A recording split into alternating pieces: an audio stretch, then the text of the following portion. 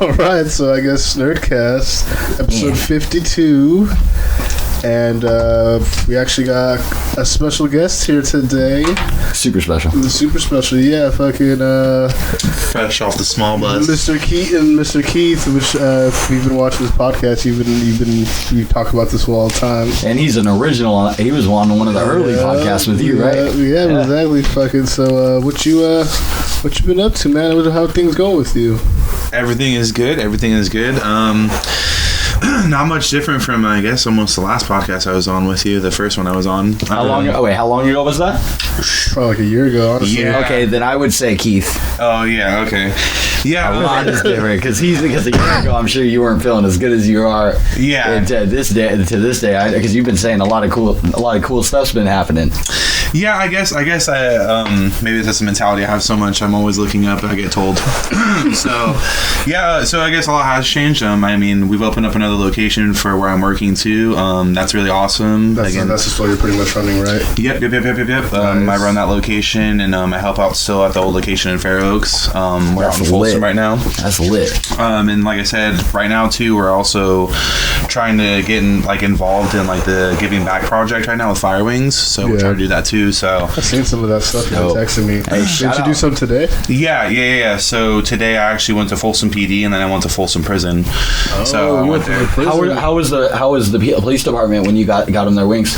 Oh, they loved it. They loved it. Yeah, that's cool. I met a few people there too. I met the sergeant I talked to as well. And that's good, dude. Those are strong connections to have, man. For real. Yeah, for sure. And then Did you see my mom there at the prison? No. I didn't get to go in it. My dad just works kind of in the office building, so he kind of just gave me the access to go in there. But I didn't go in because everyone's kind of doing everything because of COVID. But yeah, true. The next mission for that one is going to be also to going to Dignity Health out in Folsom. So I'm trying to get in contact with the ICU. That's a hella good place to do, dude. Yeah, because they hella deserve it. No, 100%. They hella deserve it. 100%. Yeah, that's a hella good medical staff that's known around the country. That's a definite solid. Definitely. I agree with you on that one. Dignity Health is a good just organization in general. Yeah. They're very well known. But yeah, so we're just doing that for sure. And then like I said, just trying to bring back to the community, or just be involved in the community in general, actually I should say. Definitely. Just out there where I'm at right now in Folsom and stuff. But yeah, and also too, I talked to him about this, Josh. I don't think I told you yet, but I actually got the green light from my corporate to start working on a beer for our store. So I'm gonna start working on a beer for our store, Knee Deep, I'm thinking. With Knee Deep, dude? Knee Deep, yeah. Dude, oh my god, that's gonna be so fucking sick. Yeah, I'm so stoked for that. That's gonna be so stoked. I can't wait. Because that's the beer we taste tested last time. Really? Oh, yeah. Nice. There you go. Which is, by the way, I got one of the last recordings of Josh drinking beer. Yeah, starting a 1 year. I'm not sobriety. It's not sobriety. It's just 1 year a challenge. That's all. I'll be drinking again soon. It'll be sooner than later. Hopefully not too soon. Yeah. You know what I mean? It'll feel sooner than later. Yeah, definitely. Dude, time flies by, dude. Time flies by when I'm not on drinking. Yeah, it's crazy. I can imagine. Time flies in general, I think. Yeah, when you're busy, dude, it's no joke. My day starts, I wake up, and then sorry, this really dries my throat out. I wake up and start my routine, Yeah. Day's over. Every single time. It's hell of it can be exhausting, but in all the right ways, and I'm sure Keith would attest to that. Yeah. They're working all the time, running the fucking store. Well, I think it's not me and him were talking about it, and me and you talked about it last time, but I don't think it's working all the time. I think it's doing something you like and love, and then doing it all the time. True. It's just it's a formula for good things to happen. Definitely. When you find something you love to do, then you start doing it all the time. It's definitely changes who you are. True, hence that statement about the 1 year ago thing I said to Keith. Yeah. Dude. Crazy how much can change in a year. No, I agree. But so I'm pretty excited for that, to be honest with you. I know we're trying to do this little podcast right here for beer and stuff, so I wanted to bring that up. Chicken wing flavor. Oh no. Do you have any concepts or ideas for it yet? Yeah, for sure. I know that you've been thinking about this for, what'd you say, 3? shoot, it's like 2.5, 3 years. Yeah, it's a good time to like be planning, because even with like my logo, my brands and stuff, that took 2 years just to get all of this where it's at now, and it's not even anywhere. So I know that, like, I was curious about that. Like, have you already started writing out? Obviously, you don't want to share too much info just yet, but what you can share, what you feel comfortable sharing and confident sharing, have you started working, and don't say if you don't want to, but have you worked on ingredients and stuff like that, or things that you're going to go about with it? I'm pretty solid that I want to do like a hibiscus blonde ale. Ooh, I think that would go really, really good with the flavors. That's a sophisticated that'll be a good one for a house brew. Yeah. Oh, how are they super stoked about you? How does your higher up feel? The people that are just directly above you that you see all the time, not corporate, but the people directly, like, can I blurb her name? Yes. Oh shit! This was bringing out the fucking. Are they excited about it like you are? Maybe not, because you're the one creating, but. To be honest with you, I haven't even really had a full discussion with him on this. I mean, we've talked about it in the past. Yeah. And, I mean, she's also told me before, like, if you have the time, figure it out, go do your thing, whatever. But, to be honest, man, like, that's not really their passion, their love with that. But, I mean, I'm sure once I revenue enough money, they'll be happy enough. They will. Like I said, in general, though, they're not just the money, too. They are really big on me just following my dreams in general. So, like I said, I'm pretty sure they'll be really happy. Yeah, they will, But, hibiscus blonde ale I think would be really good for like all the flavors. That's fire. Especially like the fusion ones. That's pretty crazy. Hibiscus. I don't think I've ever really had anything that has. Yeah, man. I think you maybe have. What me and you were talking about this like a month ago about this flavor. Like a month ago, and you were telling me a beer that, and me and you sat there and talked about it for like 30 minutes. I know for a fact that Heretic has like a. I don't know. I don't think it's Heretic that we talked about, but I know for a fact that Heretic has like an actual like rose, like I think it's like a rosebud or hibiscus like IPA. I see. Okay. Dude, he gave me this one thing that was a brute IPA. The what was it? The Fort Knox or whatever. Oh, from Fort Rock. Yeah. So that was a Chateau Rancho. The brute IPA. Dude. Yeah, the brute IPA. Yeah. So it's a nice like IPA blend with a like champagne yeast. So again, gives you like those nice fast bubbles and the nice like actual just like it's just a really good drink. The brute IPA. Yeah. It was it's made in Rancho Cordova, dude. Is it? Yeah. That's badass. That's badass. I don't know if I've had that. I don't think I have. Next time, fuck. In a year. Yeah, in a year. There you go. That'll be the one. Yeah. Next December. Fuck. 1 second, everybody. But yeah, we should talk a little bit about these beers that we're drinking right now. I know you got a little different beer going. Or we're drinking the same one, right? This is 10 degrees. Yeah. So this is which one is? So 10 degrees is going to be a Czech style lager, and like I said, that's going to be from Urban Roots out on V Street in Sacramento. Again, they're just a great smokehouse as well. They have great food, good food selections. They actually did a ramen not too long ago. I think like a couple days ago. Really? Yeah, man. They have great food. They have great brewmasters, and they have great chefs there as well. So Urban Roots is just a great establishment to go to and enjoy yourself. You know what I mean? Yeah, brewery, eatery. And you'd say this is like a lighter beer? It's almost barely 4%, so... 3.9%, with the Czech style lager again. Actually, when it comes to making like lagers and a Czech style lager, it's actually pretty hard to make that. Like IPAs are way faster and like easier to make. I don't know if you guys kind of notice how many brands have so many IPA selections. Yes, you know what I mean? That's like the thing to have today is the IPAs and everything. No. Yeah, but my point is do you ever notice that when you break down a brewery or a certain brand, don't you notice that there's a lot of IPAs that they have as a selection? There's not really a lot of lagers that you see under their belts. That's true. Yeah. It's always IPAs. That's lager is a little bit longer to at the process, takes a little bit longer, so you can't produce the actual quantity that you want or the mass amounts that you want. IPA is quick turnover. You know what I mean? So but 10 degrees, man. Like I said, great Czech style lager. Actual Peter Horry is the brewmaster over in Urban Roots. Again, wizard man, just a craft. But for sure, this style is actually, in this beer in general, 10 degrees is a loved beer right now from all the Sacramento brewers right now. Actually, Sacramento brewers are showing a lot of love. Because again, I mean, you're drinking it yourself. I mean, how do you feel about it? Like, what do you like? This is actually really good. This is something I'd probably like start drinking or like pick up. Middle of the day, maybe like with a sandwich or something. Maybe not a sandwich because I'm not a wheat. This is like a lagers are more like it has like a cracker afternote, right? Yeah. There's it's hard for me in general to drink beer and eat food, but this is something I would like. If it was like 12 o'clock and I don't have anything to do for a couple hours, I'd definitely drink a couple of these and just relax. Or just one of those things you just definitely go camping or so you don't get too messed up or or a Great River beer. But I've got a few more beers. We're gonna talk about them throughout the podcast. That's why I like this fool. This fool has like some really good ass taste in beer, and he knows his stuff. And like he was saying, a lot of the stuff is really local from Sacramento, from the area where we're pretty much from. Yeah. Yep, good old Sacktown. Fucking. So you were talking about earlier making a new flavor and everything, like new flavor.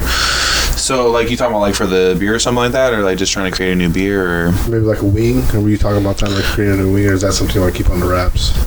As far as like creating a new wing, I think that my corporate is going to roll out some new stuff in general, so they might roll something out. But I think something that may you be talking about, like we're talking about right now, is like maybe the specialty menu that I was doing. So like I did like kind of a specialty menu over at like like my job, and like just to kind of like have some fun with the team, and just like also like kind of build up that customer base again. Like I'm talking about like your regulars, they kind of can enjoy themselves. Gotcha. So it is available online too as well. So like if you do like orders online with us, you can get the specialty menu too through our location. Nice. Okay. Also talking about doing like a little podcast thing at the you were talking about okay, for sure, like definitely doing like a podcast at the location, maybe doing like some type of like I don't know, like a foodie podcast or something, or just sick, again, you know what I mean, like I would love to do that. Exactly, man. Chicken wings. Exactly. Not even just chicken wings, like I said, we could just check out the local food, you know what I mean, stuff like that. I mean, we can go out, film some stuff. I think like go into places, we can bring them back, like I said, try at the shop again. We could start with pho. There's plenty of pho over there. Dude, I love me some pho. Fucking pho's delicious, especially in this weather. Oh yeah, dude, I've been eating a lot of pho, honestly. You know who else? No. You know who else loves pho? Colcana loves pho. I know. Yeah. For sure. Yeah, for sure. I like that. I'll bring up one of congratulations to Colcana. Hey. To Josh to getting monetized. Monetized on YouTube. Yeah. Fucking A, man. Super excited about that. Can I clap, or are you like all against microaggressions? Might be too micro. Here, I'll do it.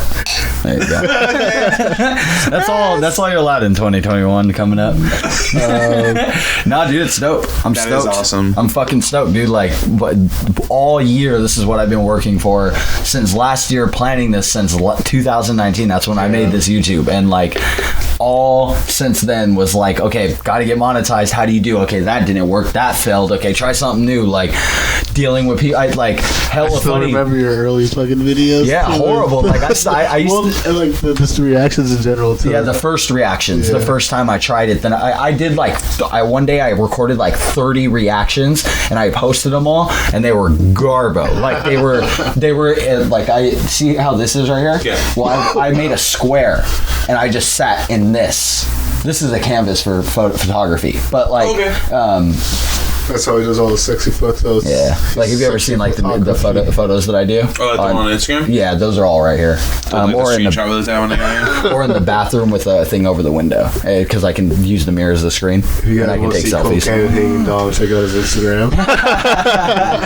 But, it's actually really smart. Yeah, dude. With the bathroom thing, yeah, dude, no. The bathrooms what I want to do is I want to black the bathroom out and create a filming room. Like I want to do it with green screen so I can make it a 3D green screen room. Whoa, and that'd be sick. It's just green screens are really expensive. You can't just use green fabric. I've done it. Later I'll show you a video where I did it, where it came out okay, and like it's just, if there's wrinkles in green screen, it shows up in the lighting, and so it ruins the green screen effect, and you'll see like flashes of a green, Got it. But sorry. Is there any more of that? Oh yeah. If you don't want, if you haven't rolled anything, spark this, dude. No, it's good. He's like, no, I don't want that banjo. Banjo's just not my favorite from Pacific Zone. He's like, you talk shit about my weed, I talk shit about you.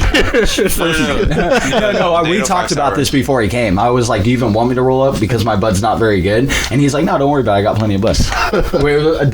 That's how you do real shit, right? Yeah. Would it have been more annoying if he came and I rolled all these blunts? He's like, nah. I'd be like, yo, you're a dick, bro. You're in my house. Dick, you come over, you order pizza, you don't want my food. You won't smoke my weed. I'm not drinking your beer now. But no, I'm just fucking around. But back to what we were talking about. Yeah, the monetization thing's dope. Worked hella hard for that. And it's funny because as soon as it happened, this button went off in my head and it was telling me like, okay, now you have to work really hard. Just because you made this little one step forward, do not let off the gas. Yeah, no, keep it going because you started streaming. Yeah, dude. I was watching you a little bit earlier. I know, me and you were talking. Yeah, because what I do is I pull my tablet up and for visual check and audio check. Oh no, I did the same thing when I did my mixer on YouTube. Yeah, and I'll sit there and I'll just type in the chat, even if nobody's there, because if you save your videos, people can view them when you have a free account up to 14 days. My problem was it was on my Shul account, my super account. Yeah, you need to do it on whatever you're going to YouTube with. What I'm going to do is I'm going to create a Shnerdcast account on my Xbox. Yeah, it's free. And just have myself logged in so I could use whatever. Yeah, just use your Shnerdcast email. Yeah, you'll be fucking good, dude. It feels hella good. It also feels really good that it came at a time like dominoes, like for me, like dominoes, because it was like music really started to form up and I started to like really get into my pocket with my music. And like in a place, like I don't give a shit and anybody in the room likes my music. I like my music. I say that because it's most important that the artist likes it, and I'm finally there after 21 years of making music, kind of thing. Like finally there, right? Yeah. On that Kanye shit, just listening to your music while you sit in the mansion. Josh is like, I'm about to run for president. It just kind of those things just happened one after another. So as soon as the monetization thing happened, that's when I was like, okay, streaming for Twitch. So I'm hella thankful for that. I'm like, also super blessed. I want to try to stream too. No, dude, I'm doing it. I'm doing it every day. And I'm doing it at least an hour or two every single day. It's hilarious. It's gonna be my end routine. Oh, dude, that's a good thing to do. It's a good routine to have, especially if you're trying to like get all that YouTube live. And me and Keith were actually talking. I can't pull it out, Keith. Oh, yeah. Sorry. That's what he said, right? No, I'm just kidding. I can't pull out. That's what I say every time. That's how the first cream pie was invented. And then Trinidad. Oh, sorry. And then Trinidad had a baby. I was gonna say, but you're talking about streaming on Twitch. Yeah, you definitely were talking about streaming on Twitch. Keith were actually talking about. Thanks. Keith were actually talking about when telling Will and Nick to start streaming. And you know what? I'm glad Josh started doing it because it's about that fucking time. We took our own advice. Yeah. And started doing it. Because why the fuck not? It's really easy. It's right there. I told you guys. The fucking tools. We both do. I told you guys last time when Trinidad was here that I was going to do the gaming stream. I was going to do game streaming. I just didn't think it was going to be that soon. Well, dude, Keith, tell them about that one dude that you know that can make some money or like makes money doing League of Legends. Oh yeah. So yeah, my friend Jared, his like sister, his husband, he this is actually how I found out like kind of about Twitch and stuff like that in general, because at the time, like, because this was probably 4 or 5 years ago, so I like, obviously you guys know I'm not like super educated and all that stuff. So he probably make more money now or something. Probably, yeah. He's still doing it. Yeah, I'm pretty sure he That's how it works. You just keep doing it, it builds up. Like I started with 1 follower, now I have 3. Yeah. It's got to get to 50 to be a partner. So yeah, no, for sure. He had quite a few followers. Like he had way more than 50 followers at the time when I was talking to him. I think he said something almost like a 200 or something. You can make so much money on Twitch. It's not even funny. So because like I said, like he had a whole entire setup in the house. You know what I mean? Like everything, dude. Flat screens, freaking Xbox, all that good jazz, man. Like all the game systems, to be honest, and a computer, all that stuff. But yeah, he, like I said, he was just like, how I found out, we went to go out to eat one day, and we're just sitting there, and like he went to go pay for the bill, and like literally he just like comes up and he's just like, oh, I'll pay for it, and just literally pulls out an envelope, and there's just like hella money in it. That's like, how, dude. You know what's funny though? That's funny you brought that up. That right there is you'll see that a lot when you start meeting the next class up above you. Yeah. Like what I mean is that pulling out like the envelope full of money thing. Actually making money. Yeah, like because you got to think they go to the bank. They're not like, okay, $20. Like, no, in reality, they're like, I need a rack. Like, I need a rack in my pocket because I'm gonna go buy this for this because they're spending money to make it. You know what I mean? Crazy. So they keep money in their pocket. I've noticed that with the bigger artists that I've talked to. Just they'll sit in their videos, and I don't mean music videos, like personal videos or when they FaceTime or whatever, and just cash. Like, and they're like, and that's exactly. If you ask them about it, it's like, no, I need this because when you move up a tax bracket, when you move up that way, you naturally start spending more, and it's intense. But it's funny you said that because I noticed that about that next class up. That's like a normal thing. You know what I mean? Like the envelope or the money clip, and it's just a fat money clip. Yeah, I was gonna say that. I was like, I've seen the money clip thing for sure. I just mean the concept of a wad of cash that is actually necessary. It's not a flex. You know what I mean? Yeah, I don't know about him. I don't know about him. I'm just saying in general. Yeah, I don't think it was. I don't think it was a flex. Yeah, because like I said, like they went to go do stuff. Like again, I think he was celebrating because he just got like all this money from Twitch. That's dope. Yeah, that's hella dope. Again, yeah. So like, I made it. yeah. So yeah, no. And like I said, I'm more than positive he's still doing it. Like that's I said, dope. yeah. So in League of Legends, I was looking at all the channels. In League of Legends, there's people who play it. One person, not one person, but there's multiple people. But one person will have 100,000 viewers at a time live. Yeah, dude. I was like, holy shit, this guy was playing Minecraft. I'm good. Was playing Minecraft the other day, and he had 50,000 people watching him play Minecraft. I was like, yo, I had one and I was excited. Like, for real, like, I'm staying humble in this piece. That excitement off that one turns into 50,000, so. Yep. You start with one person, you start with one customer, you can make 5, and then 10, and then 100. Or like, I like say that one person gonna be the ripple, you know what I mean? Yep. The way they tells everybody, We'll post one Facebook post and all of a sudden you're popping. Well, speaking of like, it's like making money and doing all this stuff. You're good.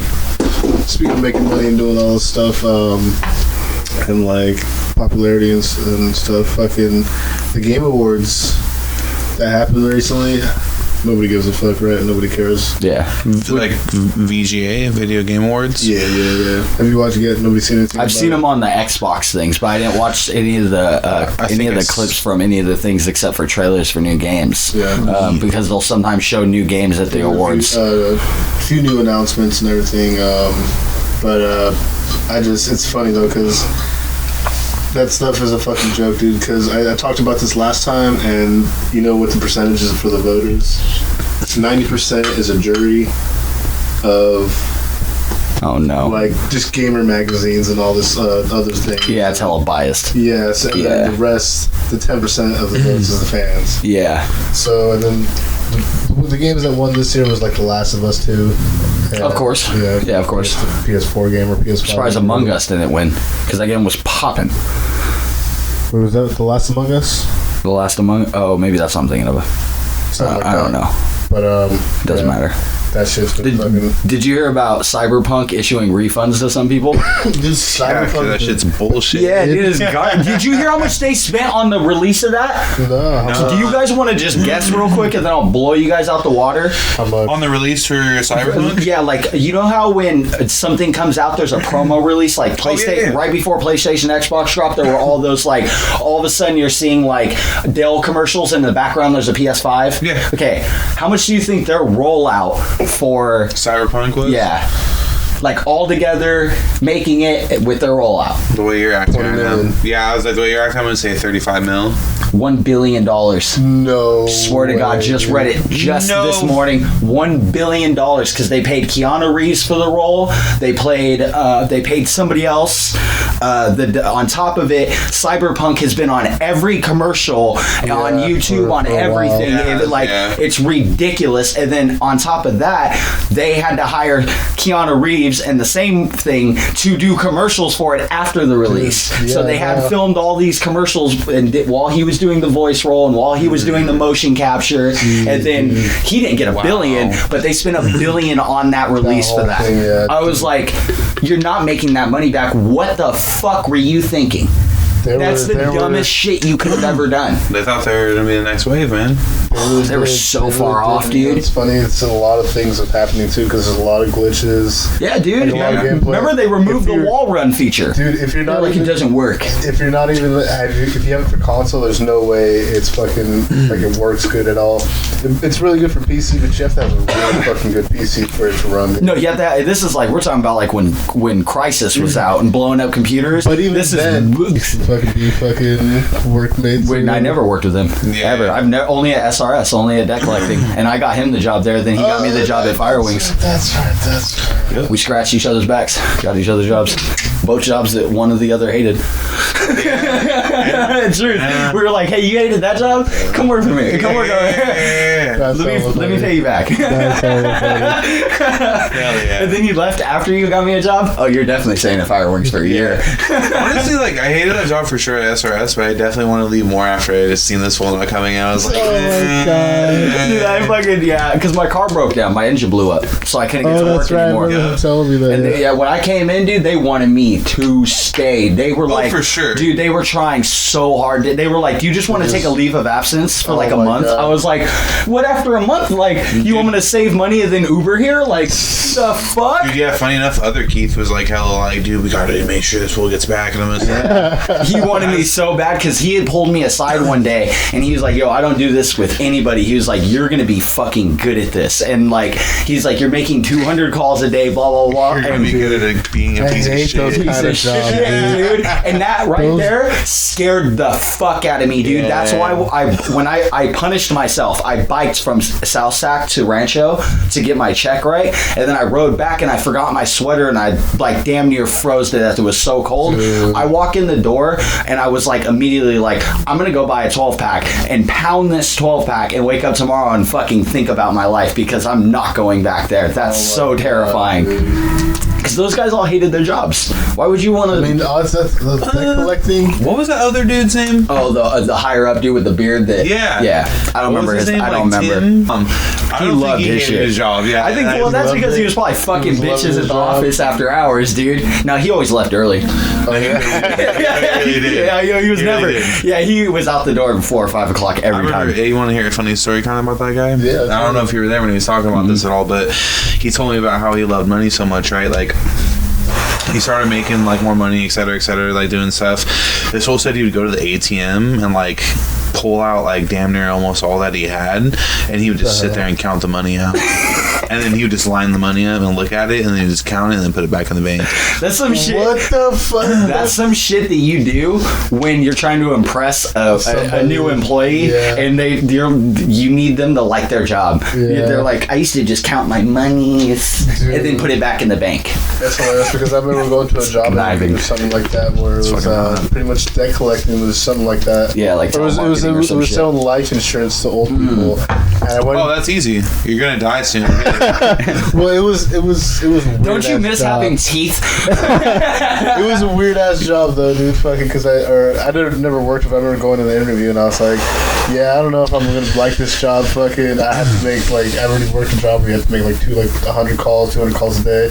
And Robert said that he was like, all right, go out, get out of here. Yeah, this is not a job for you. And I was like, I'm gonna get out. But no, this new generation is going back to the 80s, and it's funny because I really wish I would have listened to all those times people told me, history repeats itself, just watch. And I didn't believe it. And then now I'm sitting here in 2020, 2021, and history is repeating the 80s. Music sounds like the 80s, rap sounds like the style of simplicity is the same as it was in the 80s. I crazy. I sent you that video earlier. Yeah. The dude was wearing fucking overalls. In the skate video, the craziest pop shove it. at the barracks that they'd ever seen, which it was one of the craziest fucking pop shovels. It was, right? That shit was so clean. Pretty crazy. Yeah, you know what's crazy? I sent that to my cousin. Yeah. And I was like, hey, have you been there before? Like, you know this place? He sent me the exact location. And he was like, yeah, I know exactly where the place is. You want to go there? And I was like, hey, if I'm ever down there, I'm down to go. Yeah, dude, that spot looks so dope, dude. And that spot's gotta be so big. He said it's hella hood over there, too. Is it? He said nobody goes over there unless they're from there. Yeah. Since now we're all comfortable. Yes. I want to really say, establish. We three have actually known each other. I think probably the longest out of everybody. 14 years. Like that's been on the podcast. 14, 15 years. Yeah, because like around sixth grade. Yeah. Oh, so it'd be almost 16 years. Almost 20 years. Mm-hmm. That's crazy. Yeah. That's pretty much more than half our lives. Yeah. That's crazy. But just the fact that we've known each other for how long is pretty trippy to think about. I remember when we were younger, we used to actually call each other and be like, okay, hold on. I'm calling Josh too. You know what I mean? I remember the first time that Ben did that, I was like, what, you can talk to two people at the same time on the phone? I was going to say, because I was like, yeah, that was actually really cool back then, because like three-way calling wasn't like really like a big thing. So like, whoa. Yeah. It sucks though to say that those were the three ways we were having. And not like the ones with like all the hot girls. I mean, we were talking about chameleon balls, so. Yeah. Almost there. Chameleon balls. Oh, sorry. Oh, God. That shit was honestly hella funny. One of the funniest times. This is before Keith was dying. It was really fucking funny. But I was going to say, too, actually, me and Ben might be closer to fucking almost 20 years, too, honestly, because I'm pretty sure I remember this fool as like a little kid. I was going to say, I remember you guys talking about that as teenagers. Like, that you guys thought, or that you did know each other longer. Yeah, what's mutual funny friend. is I think I always forget. Like, I feel like you always tell me this, and like every like 2 or 3 years, I'm like, what? I don't remember, but like you always remember. I know. I like to think that I have the mind of an elephant, but yeah, no. Because like I said, I remember being on the street, and like I said, we had a mutual friend, and like I said, I'm more than positive. Like I said, I remember this fool going down the street, and like I said, we were always hanging out with them, and again, like I said, it had to happen. Yeah, so that's dope. I think I do remember, like, thinking back, like... That's what I'm saying. Yeah, I just remember, yeah. Yeah, I think I remember our mutual friend, like, oh, this is my friend Ben, and I was like, oh, what's up? You want to know what my earliest memories about Keith is, too? Let's fucking go deep. You knew I was going to fucking bring this out, dude. It's the fucking Mr. Shepard's class. Bad class, bro. Let's go, dude. This was the luckiest motherfucker. So, we would... I've heard this story. It's fucking hot. So we would pretty much... he would bring out a bunch of like different kind of songs for us to play and like rehearse and do all this stuff, and to make sure people were practicing, he'd have each person play their instrumental role individually in front of everybody. Okay. Yeah. So just to make sure. Yeah. But they weren't like super crazy long. They were like just long enough to be like, are you really practicing or doing it? Yeah, it wasn't. And I just remember like there's a few notes. Some people, just like middle school, fucking sixth grade. Some people did it. Some people did. So this one ended up playing the trumpet because the dude next to him played it. I just remember Keith. Hey, not the dude next to me. Stephen Hong. Yes, the fucking Asian dude. So they did have like the individual, because there was only like two. His dude fucking pronoun. Are you happy? God, yeah, you're super like. Don't judge us. He fixed it. So, that's right, because there was only like 2 or 3 trumpet players, right? Literally, and I was like, yeah, one of the 2 or 3 people. Yeah. All I remember is they had to do practice, and fucking Keith was like looking. I just remember looking at Keith, and I could see him looking at the corner of his eye. Straight up. Looking at the dude next to him, trying to keep up this. Straight up. Steven, you have mad skills. You're like, no, but the thing is, he's like not even blowing into it. He's just like. But what was hilarious was he was like, "Hold on, you," and you're like, "Come Keith down." And then he's like, "Start playing," and he's like, okay, sorry. He said something like, "What the hell? Like, you're not been practicing?" He's like, "No, I have." And he grabbed the trumpet and he like looked at it. He's like, "Oh, this trumpet's actually pretty bad.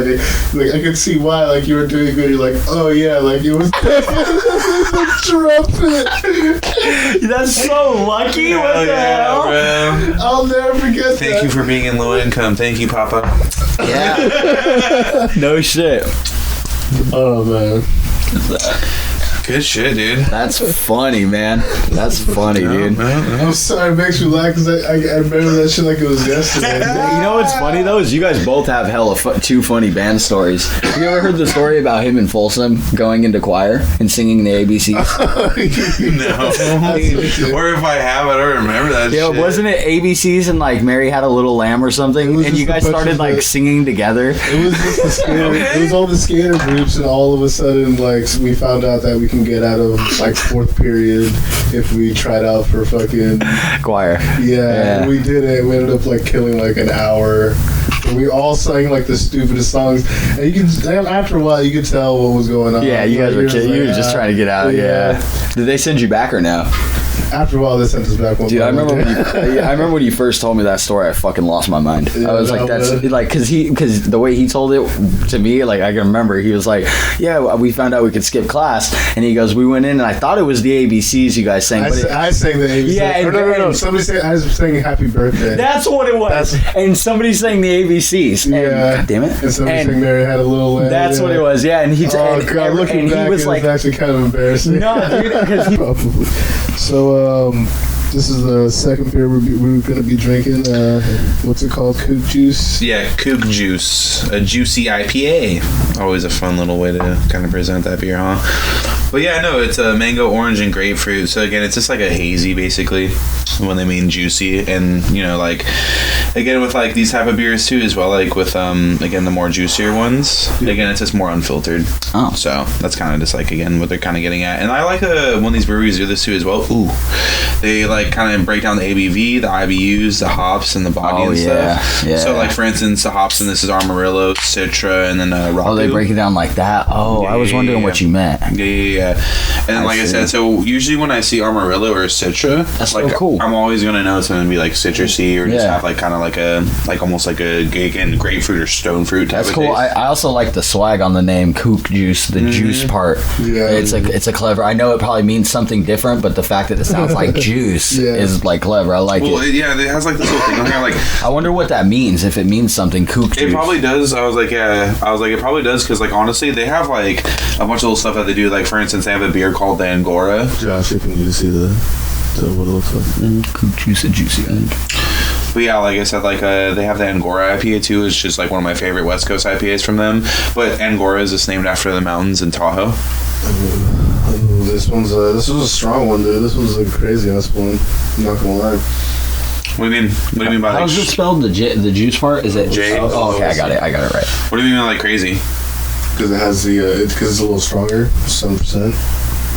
Then what we were just drinking, yeah. Nothing pops up for like the meaning of it. Just that word, the way they spelled it, I'm like, I wonder if, but it's just a play on the word like kooky and juice, I think is what it is. But I was wondering if it, because it looks like it's a word. Deer. So it has to be do something with the deer. Let's read the back of the can. Kook juices are a radical, juicy IPA with our expressive yeast and hopped and gills with Amarillo and Citra and Raku hops. Bodacious. Ooh, I love that word. Notes of fresh squeezed orange juice. I know, dude. That's what I get from it. Like, I literally just freaking get like an OJ taste. Yes. Ruby red grapefruit, ripe peaches. I get the peaches too. Tropical fruits make the one killer thirst quenching beverage. It really is though. That's the thing that's throwing me off though, is the fruitiness taste, with the super citrusy taste. Yeah, again, going back to like the Citra. Drink it too quick, you're gonna get a tummy ache. Sorry. No, you are right. You're very correct about that. But the funny thing is, you don't want a hazy to get too warm because then it doesn't taste right. So, but yeah, it's always gonna be like really citrusy when you have the Amarillo and the Citra hops. And the hazy is always gonna be fruity. True. Yeah. Unfiltered fruits. What's more of like a drier beer? Because I'm looking at the thing that says more of like towards the bowl. Yeah, so you want like drier beers, like you want to go more into your like double IPAs, West Coast IPAs. I was like, things like that. Yeah, he knows his beer. Things like that. Yeah, you want to go more into those dry hops, or like dry hopped beer. Sorry. Nice. You'd probably like what is that? Dry hop lagers. You like Bud Light Platinum, right? Yeah. Again, like okay, I feel like it's more of a commercial streamed, like almost like dry vlogger. It's just what I could find pretty much with the local brewery or the breweries, the local liquor stores and stuff. Like they don't never have anything too fancy. Yeah, it ain't local, brother. No, he's talking about like at the the stores. Like he's talking about the stores. It's just stuff you can find that is at the store. Oh yeah, because every like liquor store has a bigger craft section, which is awesome. Yeah, exactly. The community. Yeah, that's the whole thing. I guess like it's pretty dope. The whole community thing and. Yeah. With I see. I misunderstood. Okay, yeah, I see what you guys are talking about now. Yeah, man. I mean, I think like in general, like you know, what I mean, like our company, you know, they do a great job marketing us. You know what I mean? Yeah, they do a great job marketing us in general. You know what I mean? Like again, Fire Wings is doing a really good job doing that and stuff like that. But you know, like when it comes down to location and stuff like that, you know, like what are we doing to kind of promote ourselves and what are we doing to also like, you know, like buy into our guests and stuff like that too as well, you know. No joke, that part, the buy into your guests, yeah, because at the end of the day, like, you know what I mean, like I've actually been doing a lot of like reading and like studying on this stuff. I think I mentioned to you, Josh, about this, like the studying that I have, like I'm doing with my owners. So you're hella proud of that book. It's really dope. So that's like one of the big things that they mentioned in like one of the first chapters, like, you know what I mean, like buying into the like guests and like kind of doing that type of stuff and the people that come in, because at the end of the day, like they are the people that like, you know, like end up putting the money in your paycheck, you know, like the people that come in and do that stuff and support you. And where we're at too, in retrospect, and like where we're at too, you know what I mean, like it's very like local, like they want that, they want community, you know what I mean, like Folsom's a very big like thing where they want to have like, you know, the community and be in general be involved. And they're still growing, dude. They're still building that shit. Like I still see them. It's funny because when I worked there all those years ago, with the when I worked at, I remember one of the owners, right? He's not really the owner of that location, is what I should say, because his family owns it, right? No, you are right though. It is one of the bigger dudes. Okay, that's what. Okay, well, okay, because there's two, and it's easy to get them confused. Yeah, but like the other day we were referring to it as our big dog CEO. Big, big dog CEO, Long. But I remember him coming in, and this has always been their plan. This has always been their plan. I remember them talking about this all those years ago, about exactly what he's discussing now. Thank you. About what he's talking about now, and it finally being like coming to fruition. Yeah, fruition. Thank you. I can figure out. No, you got the word right. Fruition. Thank you. It's all good. God damn weed. But yeah, it's cool to actually see that, because it back in the day that was very discouraging as a young man that wasn't very confident, you know, but being like older and learning from mistakes and getting to see that, being like, damn, everybody has to do that. Everybody has to put a plan in there. Then they have to grind hella hard to get up to it. And then when they get up to it, the easy work isn't even close to done. It's just beginning. And but from the outside in, it looks like they're just time of their life going to Tahoe all the time, riding in dope cars, buying new vans, new trucks. It just looks that way. But they built that shit up. It's so dope. It's such a dope come up. I remember a long time ago too, actually listening to probably like even 6 years ago, 7 years ago, listening to 11:40 a.m. on the Grand Napier, and he's like, Fire Wings in Sacramento, now opening a new location in Fair Oaks. Oh yeah, they paid them fools, didn't they? It was hella long, yeah. They made them fools. I know that type of promo very well. It was on the radio. They do a good job. But yeah, you are right though. It is nice to kind of see those all unfold.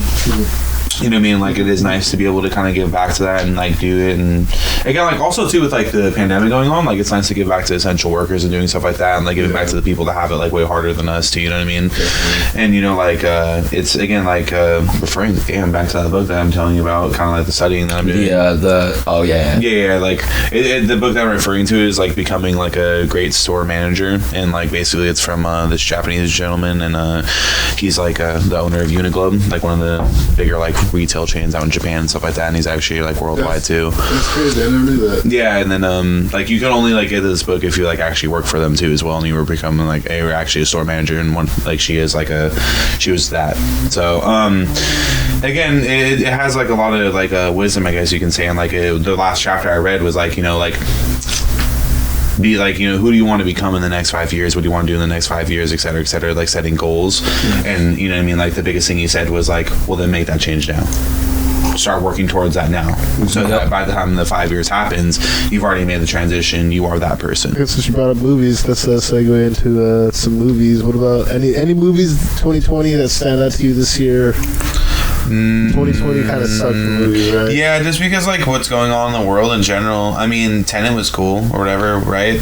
I didn't watch it, but I know the story. I know the story about that you could watch it backwards to figure out the story kind of shit. Have you seen that? Yeah, I heard about that. Yeah, you can play it backwards because the movie was shot to be watched backwards. It's fucking nuts. Makes a lot of sense on how everything's going down inside that movie. Yeah. Thank you for telling me that. Oh, you didn't know that? No. Oh yeah, Christopher Nolan. It was that was why on set Christopher. I never watched it, but I saw like a review. I didn't watch it. I just know the story. It was because Christopher Nolan and what's his name, Robert Pattinson, did an interview, and he was like, "Yo, during filming, none of the main actors that were paid the most knew what the movie was about."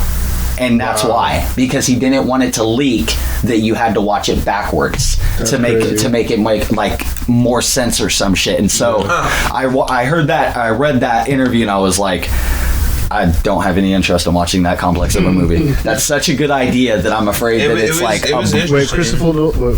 Sorry, Batman made it. Christopher Nolan was the director of the movie, but it was interesting. Inception. He also made Inception, right? Yeah, I think so. Yeah. Okay. Yeah. Most definitely. That's another movie that he did something crazy with too. That was a really good movie, though. Dude, do you know that scene when the room's spinning? Oh my god. Dude, he built that. He built a room that spun, and the actors are actually running around like a gerbil wheel of a room. Shit. That room that you're seeing is an actual. I seen the behind the scenes on Instagram, and it was that whole scene, but from the outside, and it's a thing they built. It is so dope. Creative, dude. It also took him like 12 years to write that. Like the whole script. Really? What, for Inception? Yeah, just like I believe it. I don't. Really? No. He's like, well, dude, come on, dude. That's You what he never said. woke up and had a dream and been like, whoa, I woke up in my dream and then I woke up? That happens to me all the time. For like a screenplay. Though. And then he was like this. What about a screenplay like that? Like you said. And then there it was. That's how I feel about that movie. I mean, for a lot of people, it probably felt like that too. Like yeah, dude. Stop Nolan bashing, dude. Hey, I'm not, dude. I'm not. Tenet looked good. I just haven't got a chance to watch it. I'm scared to watch it. Like I said, it was alright. Yeah. But yeah, like I think movies, really wasn't the biggest thing to do. If anything, I think maybe probably talk about music. I mean, this guy over here is all about music. Yeah, dude. What about some of the biggest hits of 2020 for music? Shania Twain. Dude, you're gonna dude, because this is such a weird question to ask, because me and him are gonna have completely different answers, even though I know like I could relate to a lot of the things he's saying.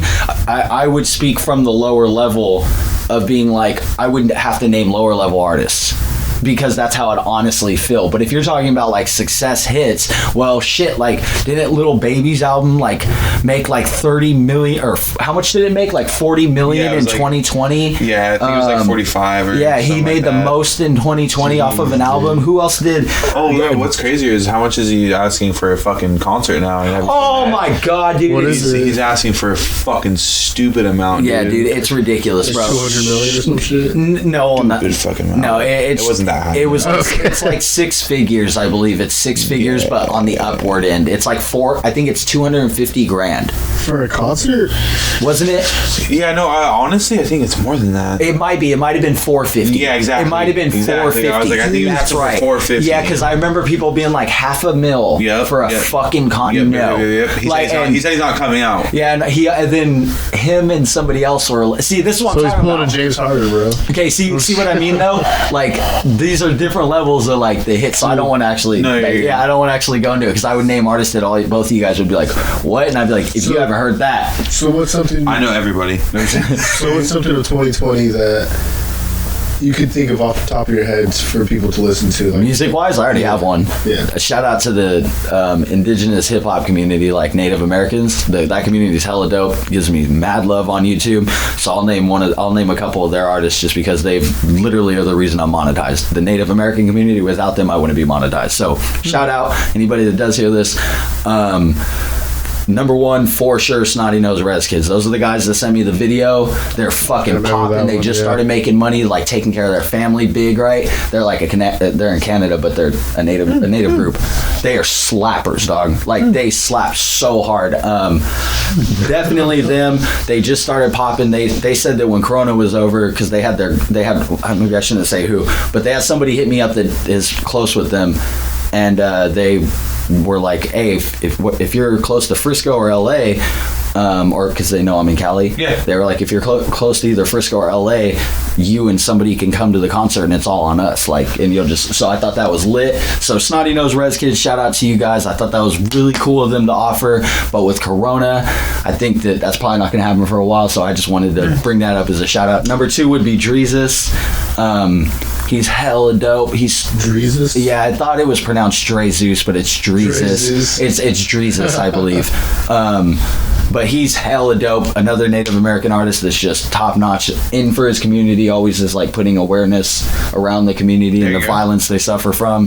The third, I'll give a low level, or actually, the third one I would probably say is either Iliano or Superman. Superman. Yeah, Superman. He did the most creative concert that I seen all of 2020 virtually. It was, or maybe the best show, I would say. What he did was he got on stage, he got a sample machine, he got like some kind of like native flute, or maybe it was just a wooden flute or something, right? And then he got like a bongo drum. And a microphone, and he made the beat from just that and his voice sampling. He made the whole beat, kick drums through, and then he made the hook by just humming something, and then he rapped over the beat he made in 5 minutes. That all took 5 minutes. He did it in 5 minutes. It was the best concert I seen all 2020, the most creative, and by far like something that I was like, you did that in 5 minutes. It was like, dude, who does that stuff anymore too for concerts? I don't feel like nobody does that kind of, this is why you kind of were one of those metalheads, because metalheads do that kind of stuff. They put in the work. They have double bass. They do things that are like, holy fuck. This is why the one reason that I never hated on metal is because of that. At least their performances are real. You don't go see someone that you like that's a hip hop artist and you leave and go, they were totally lip syncing. That's what happens with hip hop. It's very frustrating. Damn, that's crazy. So just a lot of people do that shit that fucking fakely. But what about you? What is 3 artists that you'd recommend? Oh, like of 2020, like 2020? What are like top artists for you? Like that you'd be like, oh, I would make, like Ben said, I would tell somebody to listen to him. Top 3. Definitely, I feel like you already named him, and we already talked about him making that goddamn money from concerts. But I still like his music. Little baby for sure. Gunna, huh? Yeah. Gunna. I was like, I like. Well, hold on. Can I guess the third one? Let's see. Who were you just on? Oh, you're on that new joint, that one, the Uzi joint with Future. So the Uzi Future joint. That's your third, isn't it? He said he was playing it obsessively after I told him to listen to it. But for 2020, my third though, I do like that. I do like that though. I am on that shit pretty hard. But I do have to go with my main man that I always listen to all the time, Burner. He's still putting out a lot of stuff. Hell yeah. Putting out a lot of stuff. Nice. Still putting out a lot of stuff. He had a couple good albums, and coming up here, the guy who invented cookies, bro. Yeah. That's the guy who made this. That's his company, Burner. He was a rapper first, and he made cookies after. Yes, sir. Yes, sir. Yeah, he's actually considered one of the most influential people in the weed market right now, especially coming from the music industry. Like, there's nobody in the music industry like him with the weed business. Yeah, like, and just to clarify, he is this cookies brand. He did not make cookies the strain. We're talking about the brand. Yeah, I'm sorry, we're talking about the brand. I should have clarified that. I'm sorry. No, you're good. Because I feel like I run across that a lot with people when I talk about it, and I feel like he made the strain. Exactly. I feel like I just go hella fanboy to him. It's like, shut your goddamn mouth. I was like, I love Vernon, but I was like, he's just the brand. You know what I mean? Yeah. Like, he pushed that. But that was, for instance, my man for sure, Rob Stravinsky and Roach Gigs for sure. That's dope. Yep. That's hella dope. Yep. So definitely, but yeah, those would be my top 3 people. And like I said, I always try to just push his. Then, like I said, for Burner, I always just try to push like his name because I feel like a lot of people don't really listen to him a lot, and I get it. But like, he's definitely expanded though. Like I said in this last, like I said, like year 2018 to 20 right now. Yeah, his business is popping higher, and his music isn't as like popular as it was when he first came out. and I think that's a pretty good thing because his fucking cookies business was just. What did he? Did you see the interview where the people were offering him money and he brought up how much people offered him for him? Oh yeah, dude. They wanted to try to cash out $180 million for the brand. Yeah, and he said no. He said no. He said no because he was like, if it's worth that much to you, it'll be worth more to me later.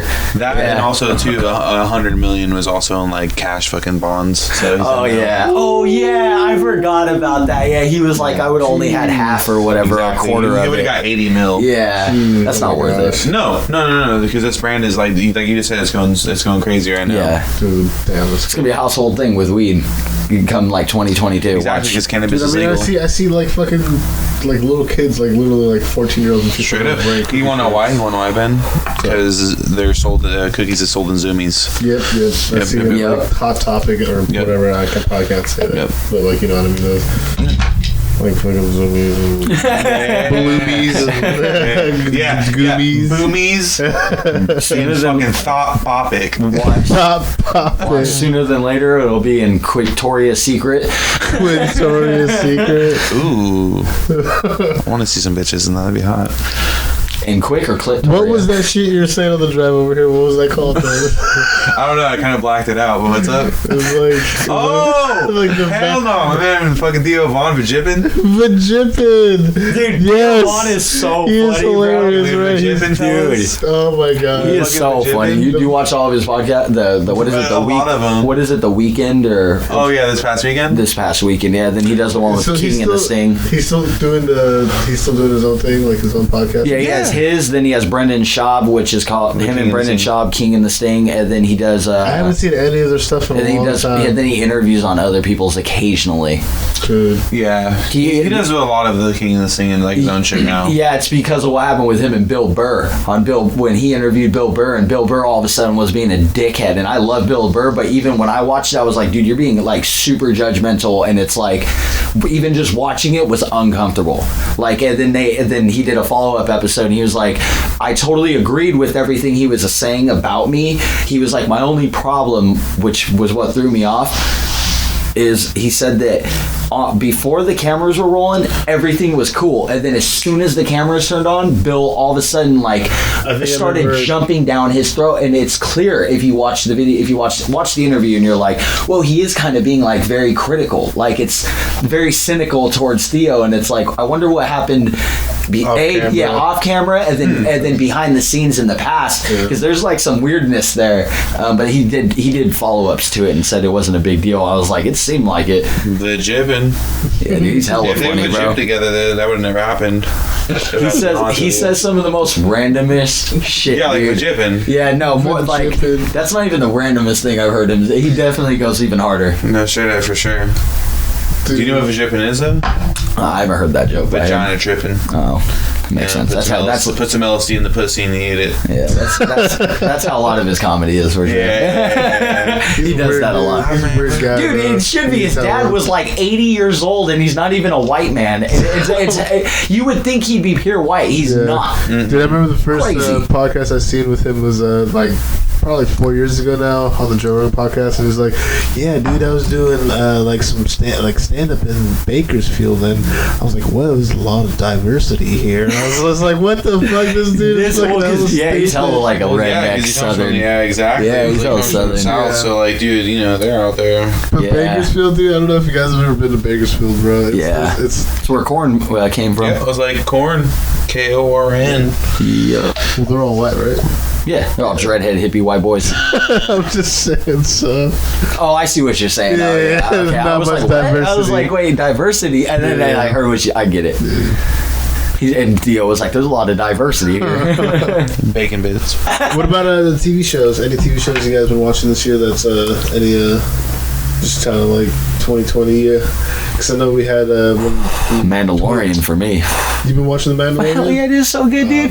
It got lit in the second season when the Jedi came, bro. What's her name? Anakin's protege. The one where they have the alien monster. Not alien monster. She's an alien with the long things. What's her name? The dreads. Yeah. Yeah, she's like one of the like most like renowned in the thing. Like I forget her name. Anyway, Rosario Dawson plays her in Mandalorian, and it's so good. Like she has lightsabers. Like, and she fucks people up. Wait, Rosario Dawson has a lightsaber? Yep.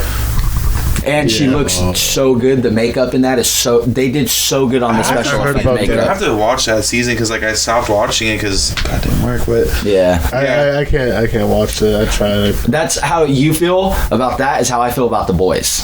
Oh, dude. Yeah, I can't watch it. I know it's good. I know it's popular, but I can't watch it. Dude, you seen The Boys, Keith? Superhero thing that went corporate and shit like that. I haven't watched it. It's dude, that's such a weird way to describe that show because it's so brutal, bro. Like the first scene, like they try to make it imply for a superhero girl to get the job, she has to suck a superhero's dick, and you see his dick. He whips his dick out. She turns around and he's butt ass naked, like camera there, and it just stares, and he's like.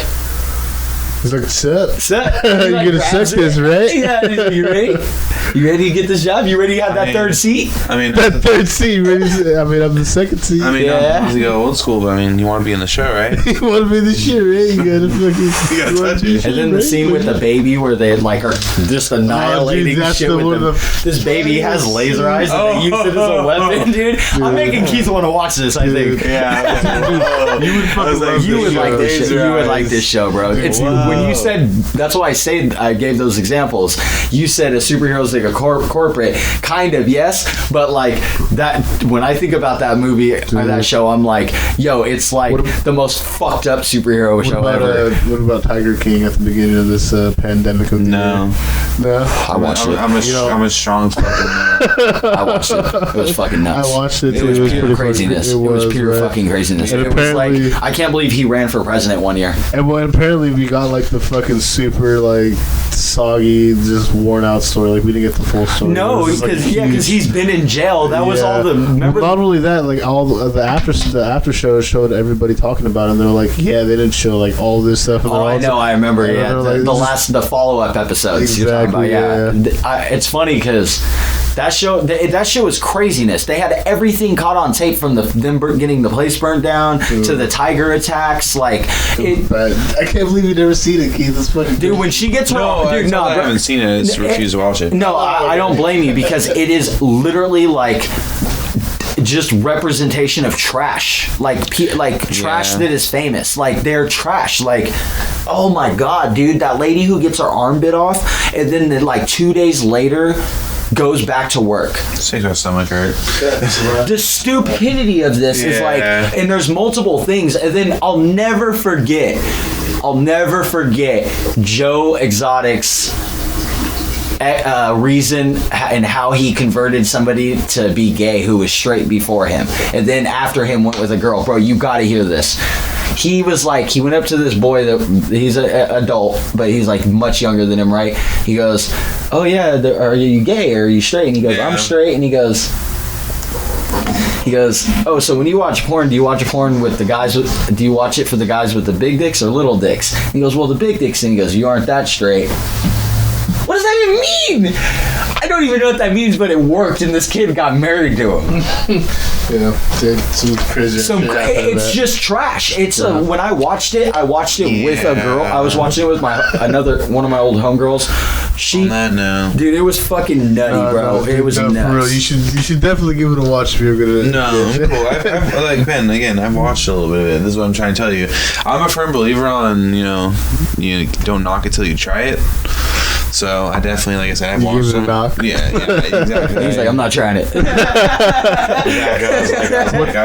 knocked, but I'm not trying it no more. Like, I'm not gonna watch this crooked fucking. No, it's fucking craziness. It's the idea that it's a show is like kind of like a propaganda documentary. Too. Yeah, but it is worth a watch, like in my opinion. Yeah, it is. I think there is some fucking retardation knowledge to be learned from it. But ooh, please don't say retard. I love it. It's on Ben's channel. Then in that case, I was just thinking of another show that was there. What's the Queen's Gambit wasn't bad. It's a little slow. Did you watch it? Yeah, I watched. I didn't watch all the episodes, but I watched the first. How many episodes is it? It's like 9 episodes. Okay, so I watched the first 4. I watched the first 4, and it was hella good. But I ended up having. I'm only on episode 2. Yeah, because you recommended that to me. Yeah, dude, that shit's hella good. I brought it up a couple episodes. Acting in it's bomb. Yeah, it's really good. There's an actor in it.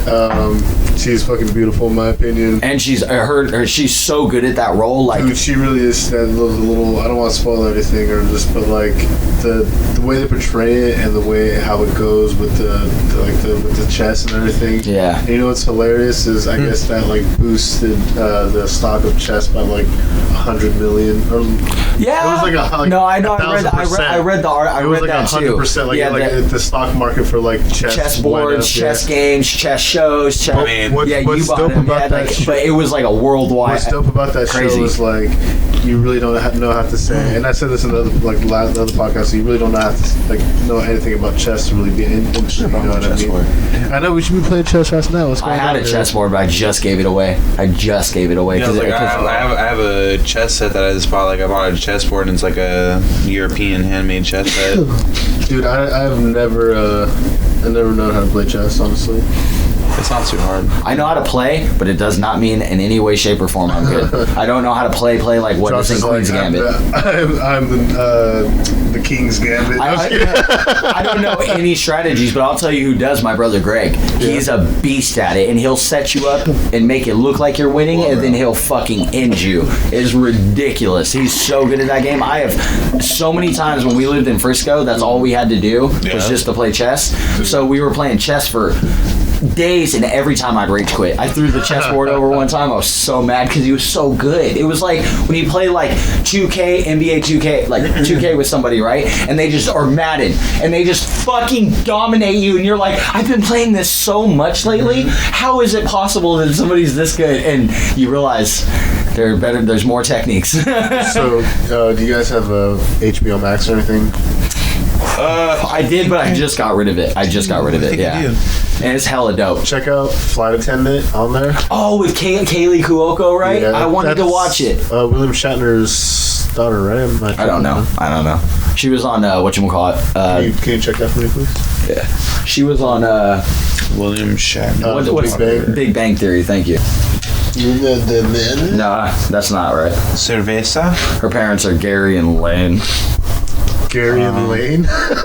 What? Serious? Gary Lane? No, Gary and Lane. Those are the two first names. Like freaking Gary, Carmine Cuoco, and Lane and Cuoco.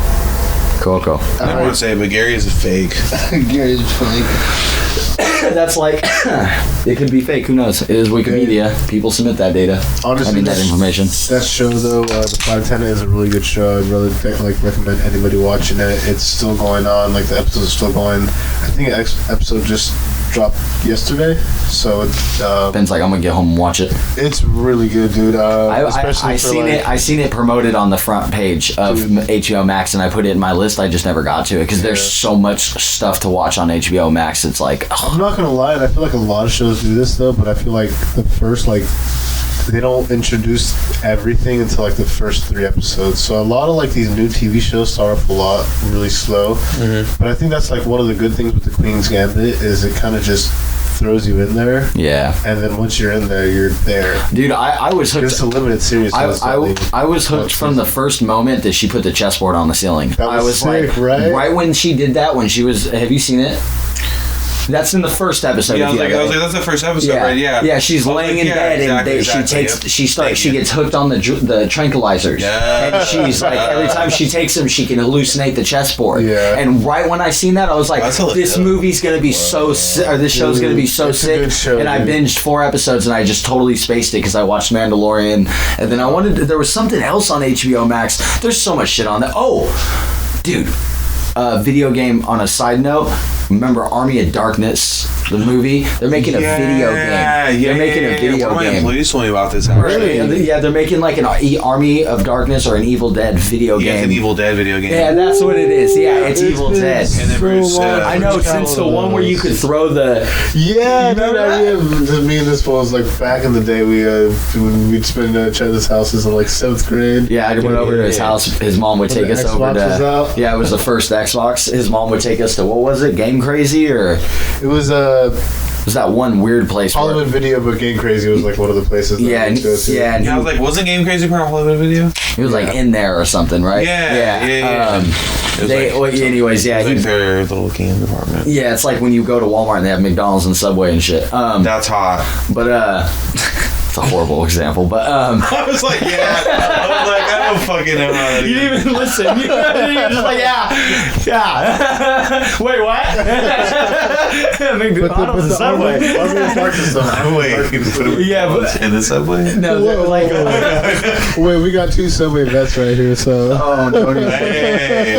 But I take my sandwich artisan pride. I don't, man. I regret ever putting that on a resume.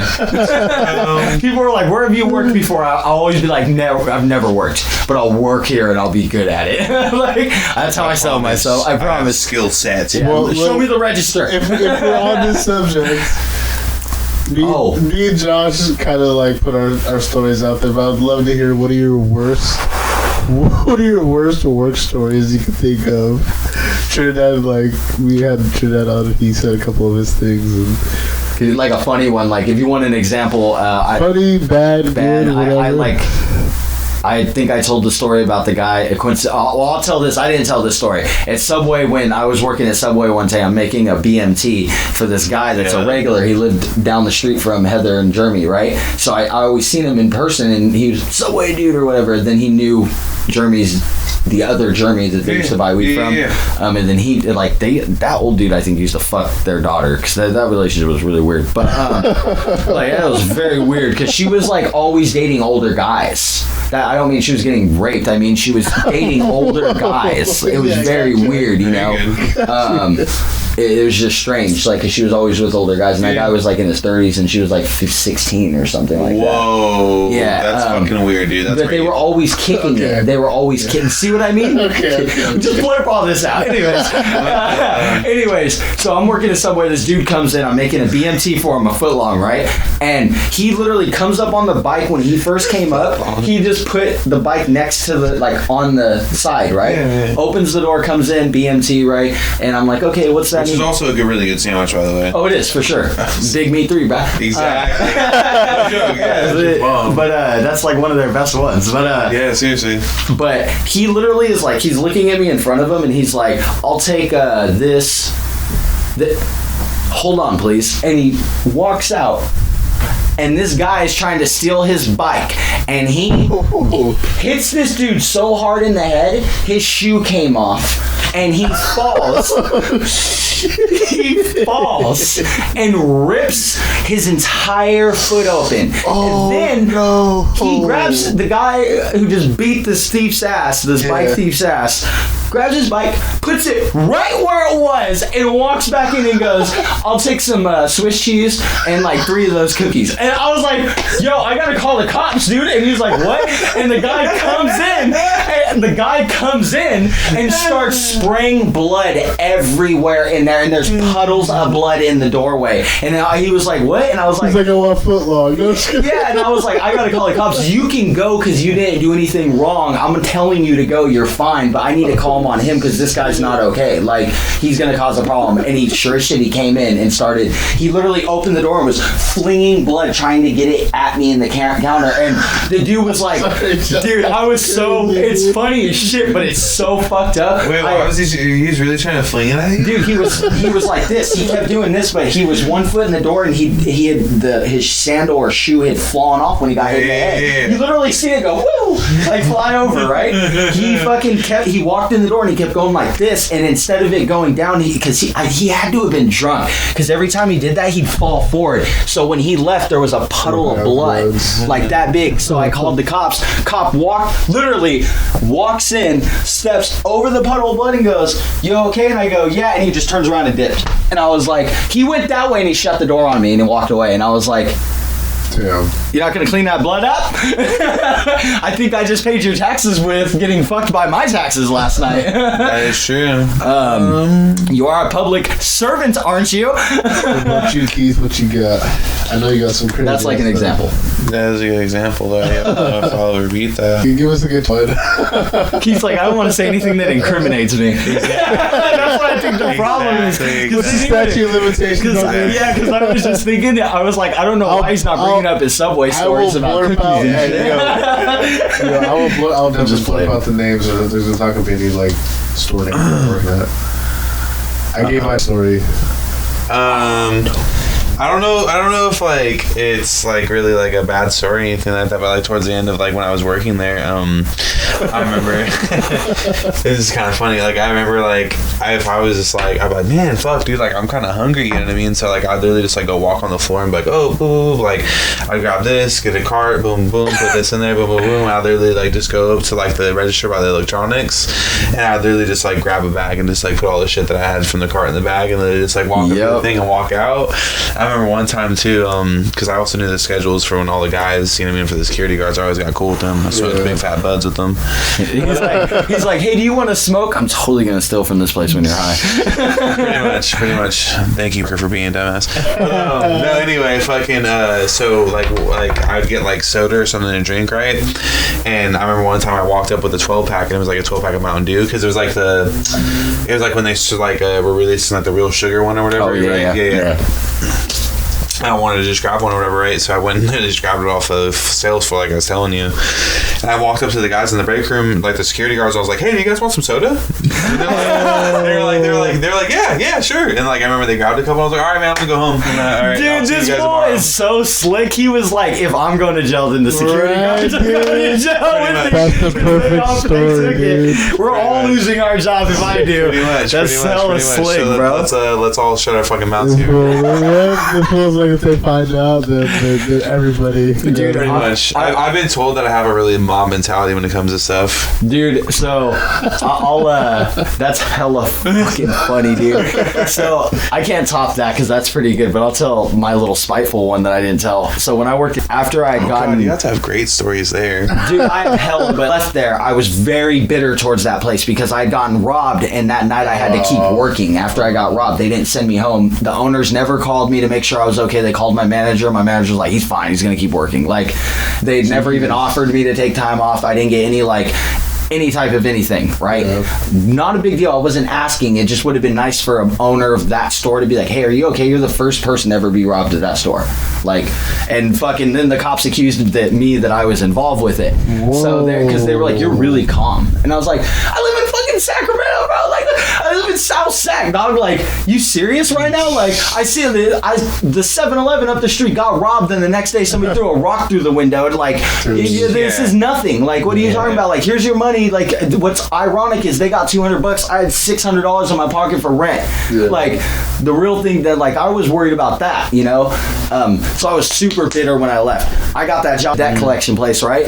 So I stole a stack of the car wash things. Like, I mean, like that many, because for the next like 3 days I just kept taking stacks, right? And I would punch them all.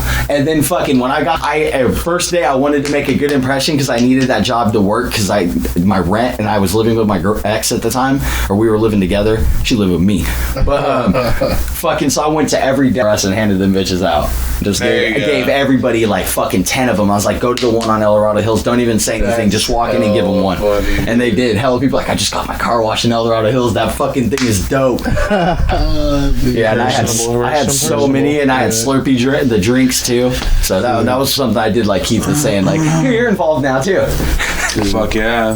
But not as slick as Keith. Not as slick as Keith though. that was pretty sick though. I like that story. Oh, what the? Yeah, here, you guys want some? Hey, bro, it's all good. You know what I mean? That's fucking slick. I mean, I only have a few stories, and I've said a few of them on here, but one of the worst stories that I could say that I can actually remember, and this is a quick one, was my first day at working at and I was doing callbacks. And I started working at 6, like it was like 7 o'clock in the morning, and I called somebody, they're like hello, and I was like, wanna grab my ass? This dude, I called him, and this dude was like, oh yeah, I'm calling you about your U-Haul, and you made an appointment. And he was like, what are you talking about? Fucking, and I was like, yeah, you calling about the U-Haul? He's like, it's like, what are you talking about? Why are you calling me this early? And I was just like, you got this, and he was like, well, man, stop smoking so much fucking weed. And he was like, and he just hung up. And he's like, leave me the fuck alone. And I was like, oh, dude. I just remember being that was my first call ever. Dude. Yeah, and you're like, I gotta rethink my priorities. And I was like, oh my god, yeah. I was like, how do you know? Shattered my whole confidence for the rest of the day. Sure, that's the biggest thing, right? You're like, how do you fucking... Luckily, it was just training day, and it was just for 2 hours. Dude, so. after I trained at us, bro, because you had to train, well, I did, I don't know if Keith did, but I had to train for a week in the office reading all the thing you did, right? Yeah. Which is actually, like, come in handy over these last few years, by the way, for getting out of bills, by the way, just so you know. Like, no, for sure. For real. Like, working there teaches you some shit that's... And Tom, the money counter, definitely helped me a lot. Yeah, dude. Fucking, first call that I made, Ben, was very similar to that, but it literally, I'd never done it, and you had a spiel you had to say so that it would be legal, right? Like, oh, by the way, is this so-and-so, and once they verified this and that, you'd be like, by the way, this is a recording, I'm just calling from this about this bill. Like, you'd want to go quick, right? You learn that later on, that you want to get it all out quick and keep their attention. First call, I call it, and I'm shaky because I'm like, I've never done this before. This is like new for me. And I pick up the phone, I'm like, hell, this is a record. And and looks at me, and he picks up the paper, and he taps the paper, and I look at it, and I go, this is a record. And she hung up, and Keith starts dying laughing because he was on the phone listening. And I just stuttered through the whole thing because I was like, I never did this. And then the next day, like, he was like, dude, you're fucking getting this quick. Like, but that first call was just like your U-Haul call where I was like, and the guy was like, huh? And just hung up. I was like, God, I'm not going to get fired. Discouraging as fuck, dude. It's hell discouraging. You're like, fuck, how the fuck do they know? Yeah, dude, that's fucking brutal, bro. Yeah, I was like, I think that, like, when I worked at it wasn't really so much like I didn't have really bad callers, to be honest with you. I just remember like it was just like demoralizing, you know what I mean? Like the things that like no, just like the things they asked us to do is demoralizing. No, like, it is. It was, dude. This is why I didn't want to come back. Is because I felt my soul leaving me. I was like, this place. It's horrible. I don't know how it happened, but one time I ended up calling this same person within like 3 times in 1 month, bro. Oh, they get so mad when that they would. No. She was so mad. You're not supposed to do that. Dude, no, it really was, but like, for whatever reason, it just like when I called them, it never had the updates on it. Yeah. I even wrote notes on there, and I remember looking at it. I was like, "What the fuck? These notes weren't here a second ago." Yeah, but yeah, that fucking. She got pissed though. She was like, "You fucking asshole, fucking!" I just remember her screaming. I got those all the time. I remember one time Keith was sitting behind. I don't know if you remember this, but he was sitting behind me. He just got hired, and I was trying to convince him he was going to be good at it because he was nervous about the typing and stuff. Yeah. And he was like, "I know I can do the call thing, but the typing thing, I'm nervous because I can't type like you." And he's like, "I'm slow." Dude. And I was like, "You'll be fine. Just you'll get better with practice, right?" And I'm sitting there and I'm talking him through, and I would always like help him out real quick and then go back to my call. And I don't know if you remember this. This dude starts yelling at me like at the top of his lungs, and I like hold the phone out, and Keith spins around in his chair, and he's like just looking at me like this. He's like jaw drop, just. He's like, what the fuck? Dude, he looked down and he gets, because he was sitting on the side, and he was not tall, he just was big, like big fucking dude. Like Keith's size, but big, like big. He was stocky, dude. He was stocky, like you would hit him and he wouldn't move, like kind of guy. He was huge. He's from Texas. Yeah, he's in Texas. Everything's bigger in Texas. Nah, that's true. My boy Don Welch and his manager's fucking huge. No, huge boy. He's a cornbread. He's a beast. He's a beast. But nah, dude, Keith looked over. He's like, and just was like, his jaw dropped too, and the dude is screaming. Like the phone's not even near me. And I think that's when Keith realized I was gonna be good at it because I got that guy to do a payment. Yeah. At the end of the call, he's like, you know what, you're right. Dude, I got him to do like $5 or $10 because real talk is, wasn't he mad over like some books? Yeah, it was the books. Yeah, it was from University of Phoenix. University of Phoenix. Oh my god! Yeah, I told you I have the mind of an elephant, cocksucker. Yeah, dude, that shit, they got us. Dude, you remember that? They're screaming. he was losing his mind, dude. Oh my and like God. the call, he just kept going. Dude, like I said, Keith literally spun around and was like staring at me because he had just gotten hired. He was like, "Does this happen all the time?" Like, dude, and I think that's when he, like I said, bigger Keith, because that's one of the times that I was pulled aside where he was like, "You could be better at this, but the way you just handled that was fucking crazy." Like, because he didn't want to take the call because he hated taking calls. Like, he didn't want to be the supervisor of your guys' problems. You know. My God. You remember? Because like if you had an issue, like he'd always want you to work it out. Maybe it was a character building thing, like a technique, but at the same time, I remember him being like, "Dude, I'm so sick of taking these calls for these people," like especially new people, because he had to do it all the time. Yeah, he fucking hated it. Yeah, he had to take over quite a few calls for Tom too. Like, I was like, for people like, in my class, I was like, fucking bitches. Yeah, jeez, dude, that's fucking crazy, man. Yeah, no, for sure. Like I said, it was just demoralizing. Hey, wait, hold on. What's the biggest bill you ever seen on there? Just real quick.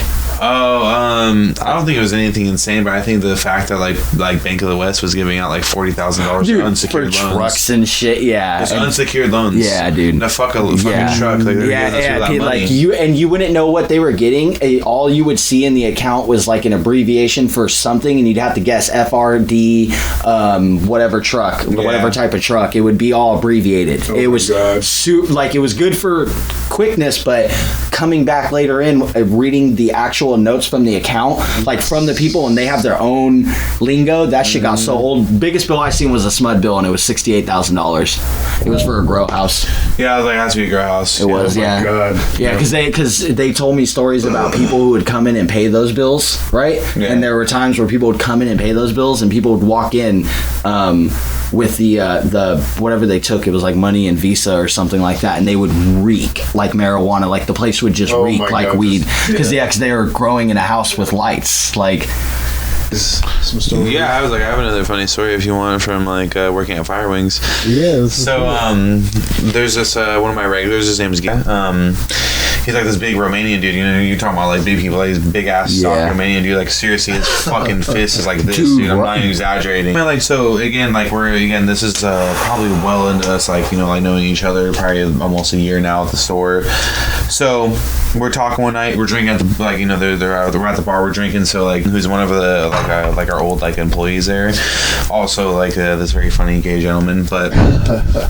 We're drinking, boom, boom. He starts trying back beer. This fool gets wasted. I'm talking about like wasted. Like starts puking in the fucking bathroom and falls asleep wasted, right? Oh, so fuck. yeah. Like at work, we're at work, mind you, right? So like we're drinking at the bar, and then like me and Gideon are like, where's Chung at? And I was just like, this one went to the bathroom like 30 minutes ago. So Hunter is the lead there, and he goes in and he starts talking all the boom, boom, boom, and like the door's unlocked, so he like walks in and like literally is like knocked out on the fucking floor, like pants down, all knocked out on the floor, right? You know, so he's just like, he tries to help him up, he gets him up and stuff like that, and he just like sees puke all over the fucking floor, and you know, like Hunter being the nice guy he is, he comes up and he starts cleaning up all the fucking puke, you know. So, and then like yo, like, we gotta get this fool the fuck out of here. And I was like, I don't know where he lives. Fuck, dude. You had that's crazy. You only see this kind of shit happen in movies, dude. Like this is nuts. No, so Chung, you know, I didn't think this happened in real life. So he's like I said, he's like kind of walking a little bit at this like time, but like he's fucking knocked basically. Like he's gone. You know what I mean? So like so Gideon, mind you, sorry, I kind of left this part out. Fucking kind of badgering me to go to the strip club. So he's like, let's go to the strip club. And I was like, nah, like I've never been there. Like I don't care. Like I don't really want to go because I was saying, he's like, you've never been to a strip club. So he's just like trying to get on me about it. Then this happens, right? So I was like, hey, let's take him back to my house, because mind you, he lives literally fucking the hop skip jumping away from the store. Like I'm literally talking like literally right in these little apartments, or not in these apartments, these houses over here, really beautiful home. So he's like, let's just go to my house, let's drop off fucking, he called him Chang, he's like, let's drop off Chang, and he was like, we can lay him on my fucking couch, and he was like, then we can go to the strip club. And I was just like, bro, so much war. Yeah. So then he finally convinced, you're good. So then he finally convinces me. So let's go to the strip club. So we get get him in the car.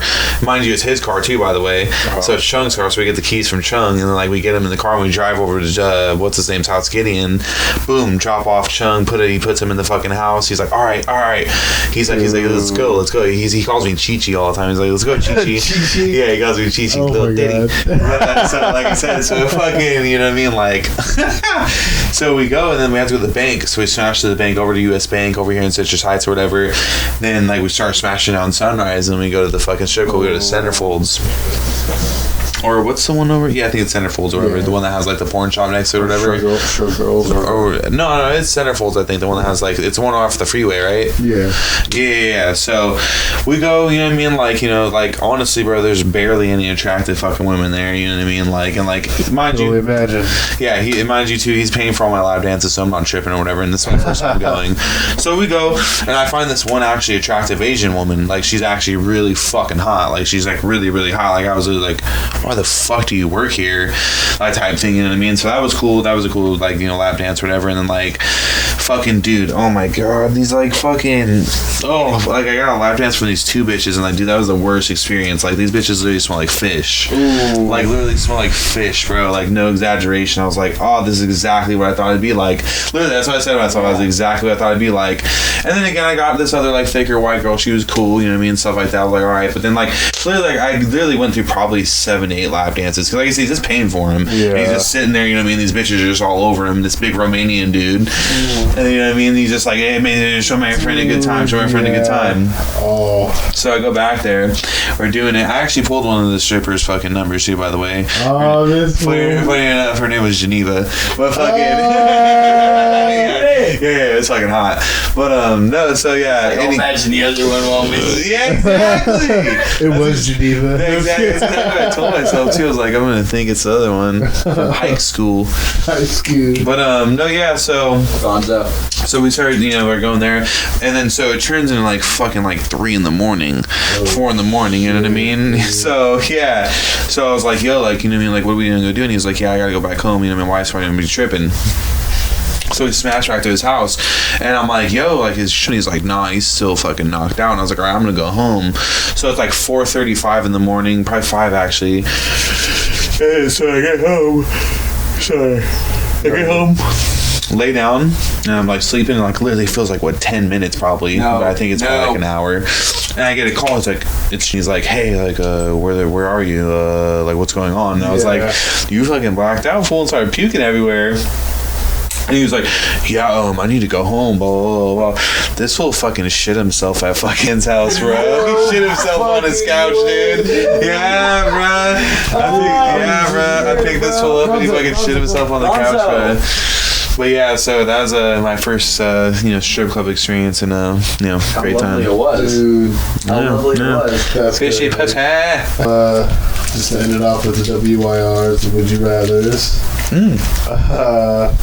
So, would you rather die now and see every existing alternate reality of your life? Or would you rather live the rest of your life, but you would know at this point, knowing from now on, that this is going to be the worst reality that you lived in? I'd rather die now and go see all the other realities. Yeah. Hell yeah. Because I'd rather experience a whole bunch of other things than just wake up and go, 2020. 2020. Forever. Yeah, I was like, I think I'm going to have to go with option A. Yeah. I was like, for What about you, Ben? Yeah, I would have to do for the alternate realities and all those stuff. Because honestly, option B just feels like fucking the life we're living. Yeah, they're gonna be like, you had a chance to go somewhere else, and they're gonna shut that door. Exactly. Not cool. So, go down every day on Betty White for her fortune, or Betty White. No, I'm just kidding. fully service like 3-4 times, maybe even 6 times a day, the Queen of England every day until she dies. Like orally? And sexually, and assholey, and eerily. And asshole. So the real question is, do you want your sexual resume to say, Actress or queen? Wait. So.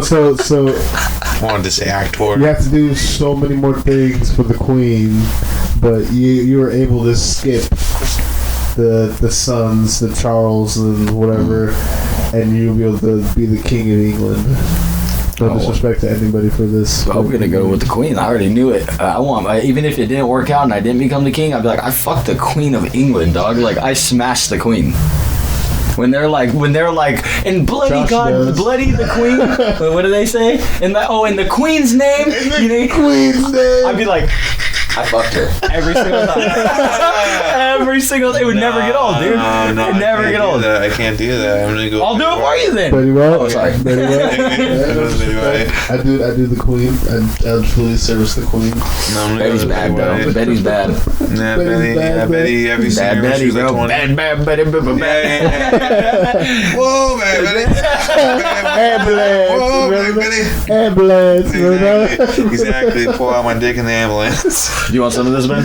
Yes, please. What is that? It's just weed.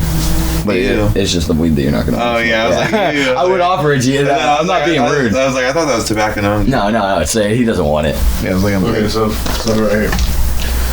Rather have Mr. T's haircut for the rest of your life, or Wolverine's haircut, but with Wolverine's haircut, you have it completely shaved down the middle. Wait, what was the first option? Mr. T.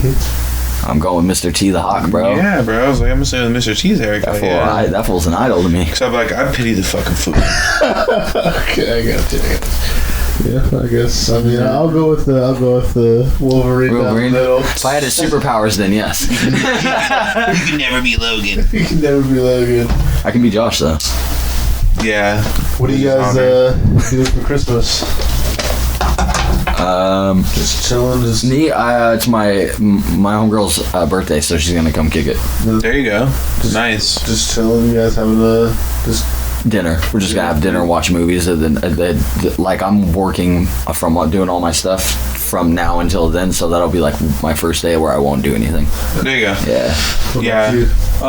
Just probably like chill out with the family and then be with my girl's family and stuff like that. And yeah, man, just kind of do that stuff, coordinating with the store, trying to just do that type of stuff, going off that.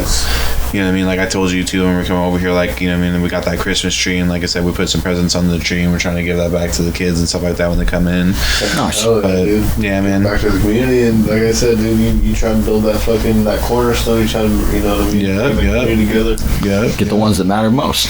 Exactly, man. Exactly. Make sure all these fucking people are smoking weed with weed. I wish. Nah, but yeah. What about New Year's? What do you guys' New Year's resolution? Again, nothing, man. I don't have a resolution. I've been doing all my things I want to do. I started this year. I started 2 years ago. I stopped doing New Year's resolutions a while ago. Oh, I didn't even think about it. Yeah, I didn't even. Yeah, I don't think about resolutions. It's been a while since you guys were both talking about goal earlier.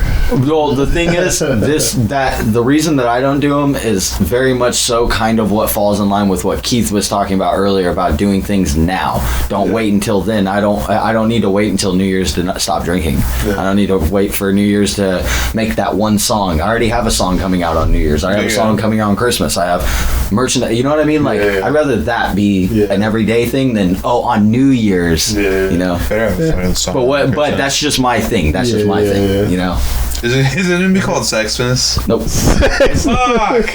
It's a sad song. Fuck. Yo. Cool. It's for Sexmas. Exactly. I felt like I was close. I'm close though, right? True North.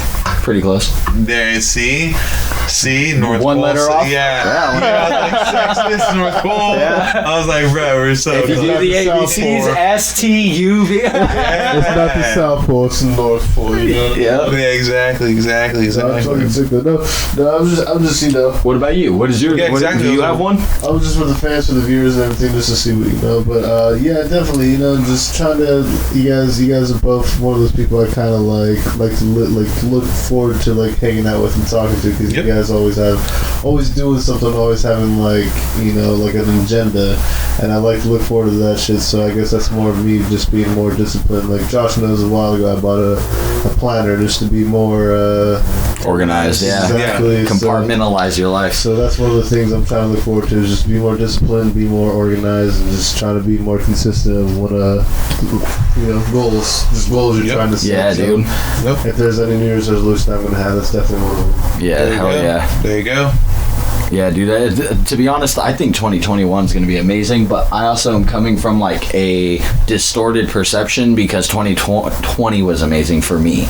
Like, I had a great year. Like, and I'm not saying like I made hell of money or anything. I'm saying that like a bunch of really good things happened this year for me. For me, I think 2020 was more of like finding out, rediscovering who I was. It wasn't just like, oh, I have to do school, I have to have a job, I have to do all this. It was more of like, it's okay to kind of, like not trying to force myself to figure out who I need to be, instead of just taking a step back and just kind of like watch the wheels spin while I fucking figure it out. Evaluate. Yeah, and it's been cool because I've been skating a lot more and fucking doing a lot more stuff, and that's what I started doing too. I started skating too. I built a box. I built a skate box. I right now, dude. I got my fucking... I can't do it. We'll wake my neighbors, but in the morning we can. Yeah, like, at night though I can't. Hey, fucking neighbors. Yeah, the skating's loud as fuck. But I guess we'll stop it right here. Shnerdcast. Thank you, Cole Cannon. Thank you so much. Hell yeah. Thank you, Keith, for being on here. Fucking Fire Wings representative. Awesome. Definitely. And everybody needs to look out for... Oh, that camera died. Everybody needs to look... Always. Everybody needs to look out for Shnerdcast on Twitch, too. And Cole Cannon on Twitch. Hey. Cole Cannon on Twitch. Oh. Nah, whatever. That guy's time. Yep. Shnerdcast out. Like always, thank you guys so much. Love you. Have a good weekend, or have a good fucking holiday. Yeah, holiday season. Be safe, yeah. Yep. Shnerdcast out. Ow.